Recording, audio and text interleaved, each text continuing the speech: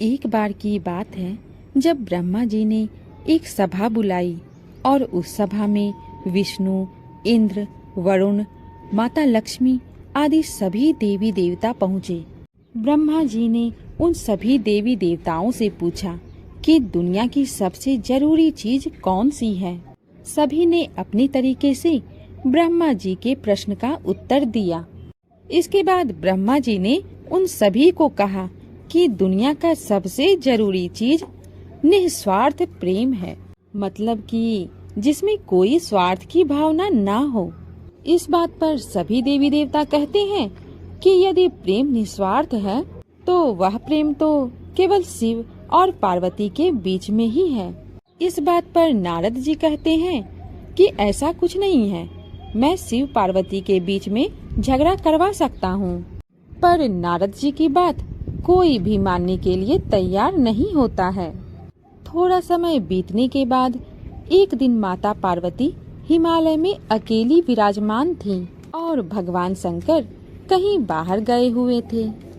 तब वहां नारद जी गए और उन्होंने माता पार्वती से पूछा कि भगवान शिव कहाँ गए हैं।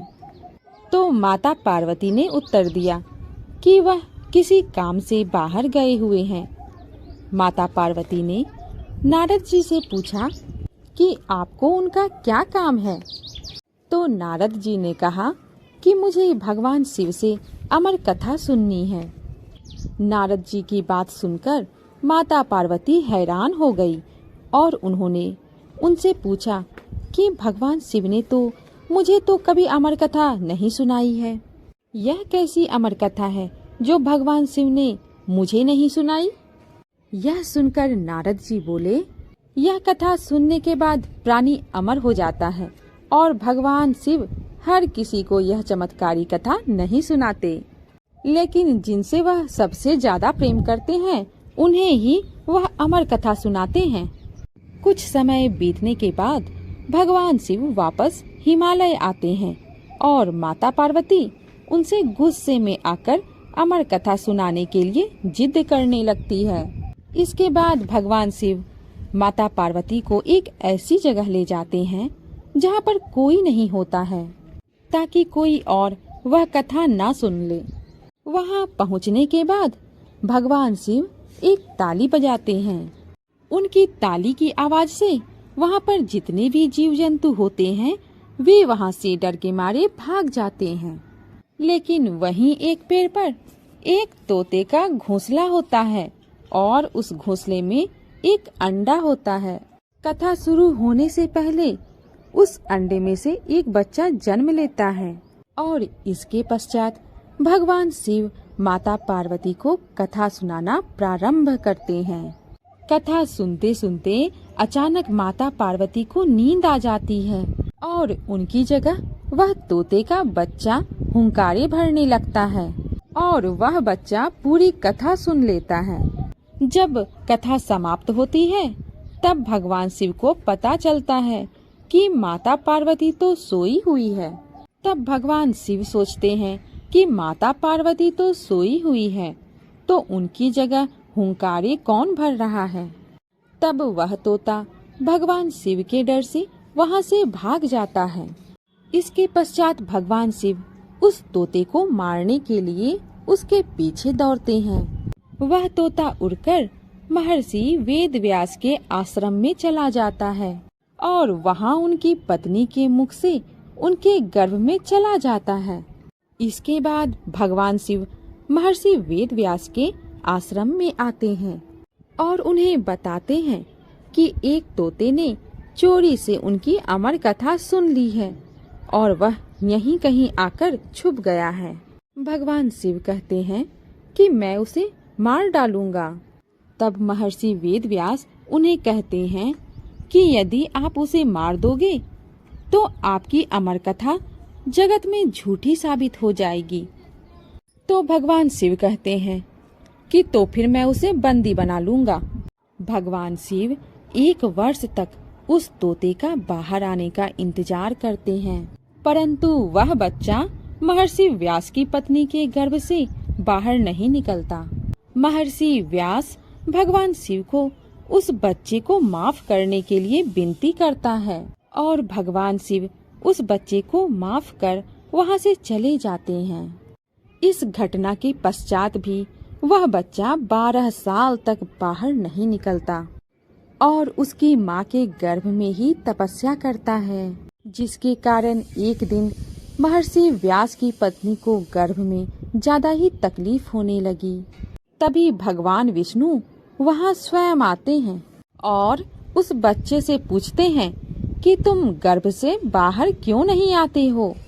तब बच्चा कहता है कि मुझे संसार की मोह माया में नहीं पड़ना है, यदि आप माया को रोक दें तो मैं बाहर आ सकता हूँ। तब भगवान विष्णु कहते हैं कि मैं कुछ समय के लिए माया को रोक देता हूँ। भगवान विष्णु के माया को हटाते ही मुनि सुखदेव का जन्म होता है और जन्म लेने के बाद मुनि सुखदेव तपस्या के लिए वन में चले जाते हैं। मुनि सुखदेव बचपन से ही बहुत बुद्धिमान थे। उन्हें वेद, उपनिषद, दर्शन और पुराण आदि का सम्यक ज्ञान था। राजा जनक मुनि सुखदेव जी के गुरु थे। सुखदेव मुनि की पत्नी का नाम पिवड़ी था, जिनसे उन्हें 5 पुत्र और 1 पुत्री की प्राप्ति हुई।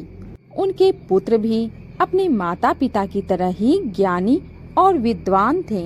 जिस जगह पर महाराज सुखदेव ब्रह्मलीन थे, वर्तमान समय में वह जगह हरियाणा में कैथल के गांव सजुमा में स्थित है।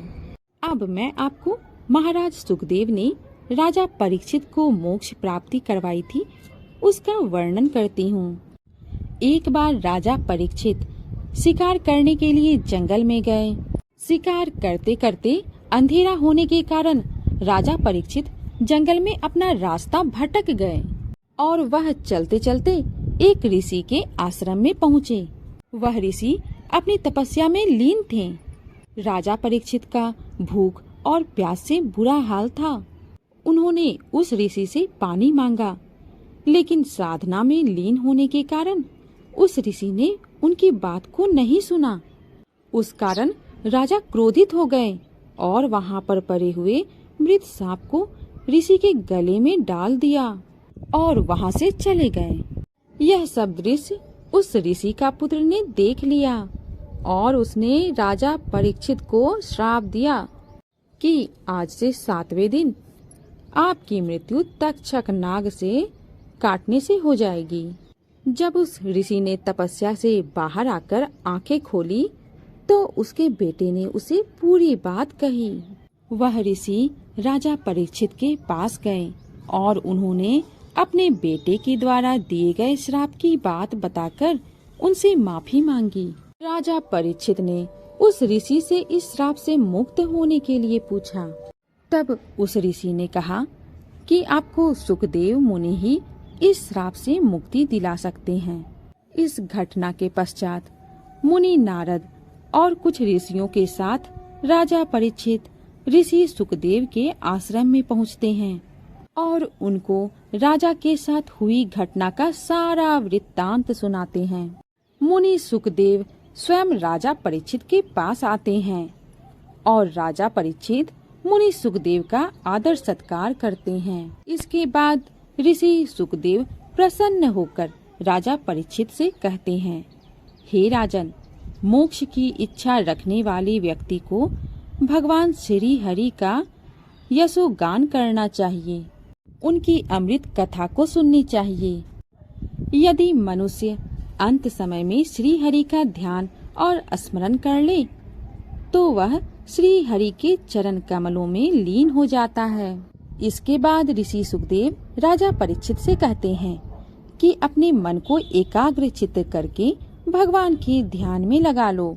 राजा परीक्षित महर्षि सुखदेव को श्री हरि विष्णु की अमृत कथा का पान कराने का अनुरोध करते हैं। ऋषि सुखदेव उन्हें 1 सप्ताह में ही श्रीमद् भागवत की कथा सुनाते हैं और उसे सुनने के बाद राजा को सांत्वना मिलती है और अंत में राजा परीक्षित को वैकुंठ की प्राप्ति होती है।